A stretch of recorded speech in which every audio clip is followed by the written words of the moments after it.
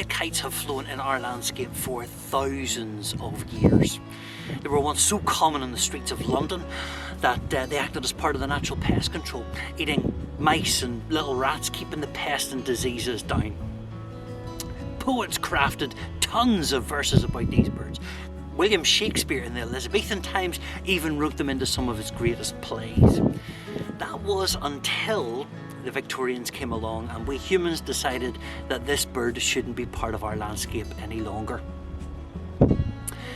Then in 2008, decades later, RSPB and the Eagle Trust decided that it was about time that this bird made a return to our skies. Now they're flying over Northern Ireland again.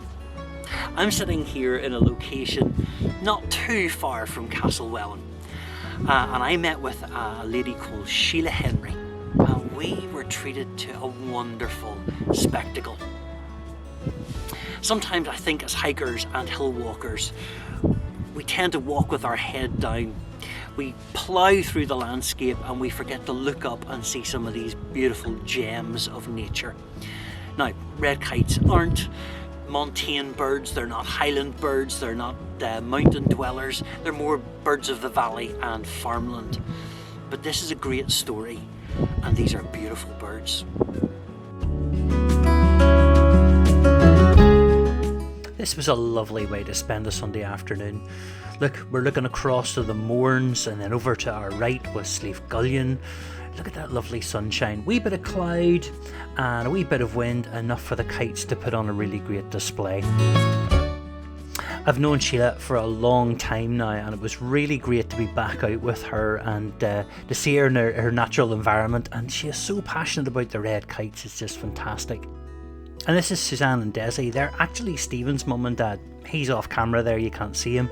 But they get red kites around their house, so they're genuinely interested in these birds and wanted to know a bit more. And here's the real star of the show, the red kite, Milvus milvus. Isn't it a beautifully coloured bird? It's absolutely gorgeous. Now hands up, I'm not a great wildlife photographer yet, so some of these images are stock footage. But this is footage we got on the day. And just look how close these birds are. I mean, Shelagh has found some really great spots to go and view them without being intrusive. Now look at that, that's a really classic silhouette of a red kite, that lovely forked tail, those lovely elongated wings. These birds are just spectacular in the air. And from where we were standing, we were able to even watch them hunting. Here's a bird landing on the ground. Now, slurry has just been spread in this field, so they must be down getting worms and things there. And watch just how nimble this bird and acrobatic it is in the air. Great hunting skills. Look at that turn, so quick. And unlike their big clumpy cousins, the buzzards, who just seem like a big stiff board when they're flying in the air, these things are balletic, they're agile, they're nimble, they're fast, they're just beautiful, really elegant birds in the air. Now, unfortunately, the Victorians lumped these birds in with other raptors and birds of prey and thought that they would be a danger to their livestock and danger to their game birds, and so therefore endanger their hobbies and endanger their economy. And so there was a concerted effort just to wipe them out and remove them from the countryside. But just look how slight and light this bird is compared to maybe something like a buzzard, which is bulkier and stronger and can lift heavier prey. And that's because they're built for scavenging. This is a bird feeding station where red kites are regularly fed with bits and pieces of leftover meat. Now, Shelagh, you've had us out all afternoon spotting red kites, and it has been fantastic.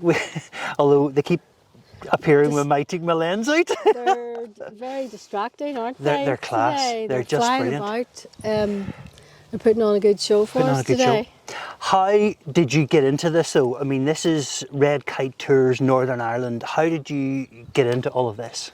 Well, back in 2008, I was an RSPB member and I received the magazine in the post, and on the front page it said red kites return to northern skies, and I read the article and thought they're going to reintroduce red kites to South Down. Yeah. I was so excited and I contacted the RSPB. This is great, I live in South Down, how can I get involved? And they said, well, yes, they're being reintroduced in South Down, somewhere near where you live. and you're welcome to. We're advertising a post soon for Red Kite Information Officer. You're welcome to apply, and I applied and I got the job. Fantastic. And the rest is history. And that was the start of my love affair with red kites, and it was so exciting. And I can remember the first red kite group of chicks were brought over from Wales that springtime, and they were raised as chicks at the back of Castlewellan Forest Park, Yeah. and then released across the valley where we're standing here today. Yeah. And across the Ban Valley, between Castlewellan and Banbridge, and they've just made their home here. Now, you're talking about a reintroduction, but why did they need to be reintroduced in the first place? Well, I mean, red what happened? kites as a population were almost extinct, apart from a small population remained. In mid Wales, conservationists back in the 60s and 70s realised that they had disappeared from the whole of England and Scotland and Ireland, apart from this small pocket in mid Wales, and there were around 10. There were only about 10 breeding pairs remaining. And they decided that if we don't do anything, they're going to disappear and they'll die out eventually, and we'll have no red kites left. Were they native here? I mean, we're reintroducing them, but were they native here? Yes, they were native. And if you go back to Shakespearean times, red kites were common as crows. If you look at a lot of Shakespeare's plays, he writes about kites. There are so many quotes where he mentioned red kites. In Coriolanus, London, for instance, is called the City of Kites and Crows. In Winter's Tale, the famous quote that everybody quotes when during the breeding season, when kites build look to lesser linen, and a lot of colloquial terms for red kites describe that they swoop down and pick up bits of cloth, where people would, back in hundreds of years ago, would have thrown out their washing to dry over hedges and shrubs, and the kites would come down and pick up bits of cloth. What would they do that for? To decorate their nest. Decorate the nest. Okay. And so a lot of colloquial terms for, like in different regions, describe the red kite as the cloth kite. Yeah. Or hawk. A lot of, like in Irish, Crumman Cearc, Crumman Loki, is hawk of the sheep's fleece. Okay. And the sheep's fleece bit comes from they also decorate the edges of their nests with clumps of sheep's wool, and they will put sheep's wool in the bottom of their nest before they lay their eggs. So now, talk to me about the type of bird that it is. A wee bit of behaviour, a wee bit of biology, because it's fair to say that there's been a wee bit of resistance to bringing them back, but that's not necessarily a... No, it's a bit unfair. They do get... A lot of raptors get a bad rap. That's very good, Sheila. I like that. That's very good. See what you did there? They do get a bad rap, but not all raptors are mean killing machines, and particularly the red kite. But they're a big bird. I mean, they're about the size of a buzzard, so you would expect them to be... They're light, they're elegant, they're graceful, but their feet are really only about the size of my wee hands. Yeah. They don't have the undercarriage to pick up anything large and bulky. Okay. They will avoid live prey. They are mainly carrion eaters, which means they eat dead stuff. Now, that's always interested me, because I don't see an awful lot of dead things lying on the road or around the place. I mean, are they getting enough food? Is there enough here for them to eat? Maybe because the kites and the buzzards are cleaning it all up. They clean up all the roadkill. But, they'll go for small live prey like frogs, mice, shrews, small rats, young rabbits. But certainly it's a fallacy that they will lift lambs. They do not have, they're not heavy enough, they're not bulky enough, they haven't got the large feet that it would take to lift a small lamb. Yeah. Sorry, I've just spotted. Is that the leucistic kite? I think that's a leucistic kite. Now, what's so exciting about that? Yes, what's so exciting about that? A leucistic kite means it's not totally albino. Right. It's got some of its plumage is light, so it's lost a lot of its pigmentation in its plumage. And we're lucky to have in this population here, in this area, we have had 3 leucistic kites. Wow. And I was showing a lovely picture of one to you earlier in the tour, but apparently I've just read an article in the Telegraph sent to me by a birding pal that there, according to this article, there are only 10 leucistic kites in the world. Right. And we have 3 of them here in our South Down population here. And, so anyway, I think we've maybe spotted one. Have you guys? Go and have a look. Go and have a look. Have you guys got? Do you want to pause that for a second? Yeah, I will pause. Have you guys? They're not mountainous birds. They love farmland. They love scavenging. Obviously not for lambs, but they pick up lambs' tails. But you were telling us a story of a farmer friend of yours. Yes. Well, I would have been watching at one of the back of his farmyard. Yeah. I would have watched the kites coming in to roost behind his yard in the evenings, and he would come out to have a chat while I'd be lying up against the ditch. Literally lying in the ditch. And he came up to me one evening and he says, "Would you hear what happened to me last week, Sheila? One of my cows calved in the field, and all the cleaning and the afterbirth was lying in a big mess on the ground. And he said I was going to have to go and get the wheelbarrow and shovel it all up and dispose of it." And he says, and I watched all the kites. There were 7 or 8 kites come down, and they picked off every last bit of it. And I thought, wow, was that fantastic, you know? And it just described the fact that the kites are the dustbin men of the countryside. They're holding their own. Oh, they're beautiful. They're stunning. They're not like a buzzard. A buzzard's big and clumpy. Yes. But these are just really elegant. Balletic. Yeah. Elegant. They really are That's stunning. a good word, Alyn. Yeah, Thank balletic. you. They are though. Graceful. Yes. And fine winged. Yes, and that lovely forked big tail. Forked tail. We're watching it coming. Did you see it landing there? Superb. There must be something down around that muddy area. Well, look. Is that it? Thank you. Thank you so much for your time today, and thank you for doing this as well. I really appreciate it. It was lovely to have you all here today. It's been great. It's been it was really just great. a perfect day for red kite watching.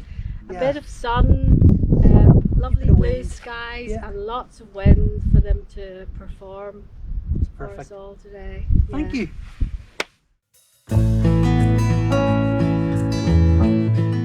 And then we scooted around the roads to another site where the birds come in to roost, so we stayed out of the way and let them get settled without us annoying them, just as it was starting to get dark. Well, hello again, Walkwatchers, and thanks for coming back home with us this evening. Don't normally do this, being in people's houses sort of thing, although I'm getting quite used to it. I think we might be sofa watchers from now on and not walk watchers. Forget the mountains, let's just do sofas and coffee. But I've come home to Suzanne and Desi's house because we were out with Shelagh Henry from Red Kite Tours Northern Ireland, and we were out a wee bit late last night because we were looking at the roosts of the red kites and it was getting kind of dark, so we didn't get a chance to chat before we had to leave. So I've come back home to have a chat now and find out how their experience was with the Red Kite Tours. Mm-hmm. So, you guys get to see red kites a lot around here. Mm-hmm. So why do a tour? I think whenever we see them, it's really just in passing, you know, Right. just you see them, the silhouette against the sun, and usually the sun's behind them, so it is just the silhouette that you see, and you notice the shape of the tail and you think, oh yes, that's a red kite. But we really thought we'd like to find a wee bit more out, Yeah. Maybe learn some more information about them, maybe just learn to appreciate them a wee bit more. Well, just on that then, what sort of stuff? I mean, Shelagh. I mean, she had so much information. Yes, Loads of information. She did. What sort of stuff did you come away with then? I thought it was fascinating. And it just takes a wee bit of time, you know, when you're not watching them just in passing. Yeah. And that you're actually taking time. You've got the binoculars and you're watching them in flight and you're watching them actually land on a field as well. And you can see the markings on them. You can just really appreciate what a beautiful bird they are. There were so many of them. Yes. So many. Every 5 minutes you were sort of... Yes, seeing another one. It was brilliant. It was really good, really good. I mean, Shelagh did have a lot of facts. She had a lot of stuff with her as well that she was showing. It wasn't just looking at the birds. What sort of stuff is living with you now today? What sort of facts are coming back to you today? Shelagh's knowledge of the red kites, of birds in general, was phenomenal. You know, and just how she came across and how she portrayed the information and the facts about red kites in particular were wonderful. Plus her lemon drizzle cake and coffee was super. Yeah, because her presentation wasn't just all the facts, or it wasn't just about binoculars or cameras. I mean, there was cake involved. There was cake and coffee and involved. coffee.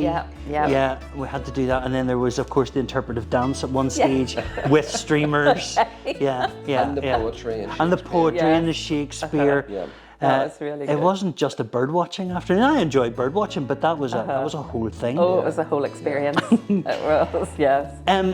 Well, tell me this: would you recommend that other people go on a tour like that for these birds? Definitely. I learnt so much. I would always have thought of birds of prey to be solitary, and the way they interacted with each other and flew around each other, and they were really sociable birds. Learnt that. Just really appreciated the beauty of them. Learnt lots of things. So yes, I would definitely recommend it. It was brilliant. We were supposed to be there for 2 hours, and we were there for ages. Well, I could have stayed. It was great. It was great. You need to have your layers on because it's a little bit chilly. That was the other thing too. It was because it was a winter thing as well. You know, it would have been lovely if it was in the middle of the summer, but obviously they're breeding. You know, they obviously have fledglings and stuff like that. They'll be looking after as well. So it's definitely a winter activity. Well, a friend of mine says there's no such thing as bad weather, just bad clothing. Poor clothing choices. If you put your layers on, you can definitely enjoy it in the winter. So these birds were reintroduced, and they're really just establishing now. There's maybe 100 odd birds now in this area. What are some of the conservation messages that were coming out for you today and yesterday? I think just spreading the word. I mean, this is a rural community.